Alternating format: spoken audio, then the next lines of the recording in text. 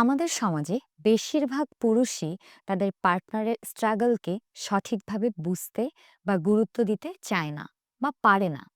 কারণ তারা নারীদের জীবনের বাস্তব চ্যালেঞ্জ এবং স্ট্রাগলের সঙ্গে প্রায়ই অপরিচিত থাকে।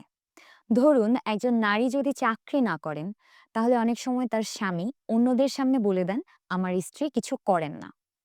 এই কথাটি হয়তো সামান্য মনে হতে পারে, কিন্তু এটি আসলে একজন নারীর কাজ এবং ভূমিকা পুরোপুরি অগ্রাহ্য করে। আপনার কি মনে হয়, একজন নারী যিনি ঘরের দায়িত্ব পালন করেন, সন্তানের যত্ন নেন এবং পরিবারের সার্বিক যত্ন নেন, তিনি কি সত্যি কিছু করেন না?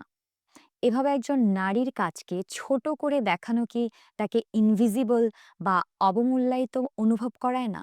এ ধরনের আচরণ কি সম্পর্কের মধ্যে মানসিক দূরত্ব তৈরি করার জন্য যথেষ্ট নয়? যখন একজন নারী নিজেকে অবমূল্যায়িত বা অগ্রাহ্য বোধ করেন, তখন তিনি মানসিক বা শারীরিকভাবে তার পার্টনারের সঙ্গে কানেক্ট করতে দ্বিধাবোধ করেন এবং এই অবস্থায় সম্পর্ক ক্রমেই দুর্বল হয়ে পড়ে। তাহলে সমাধান কি?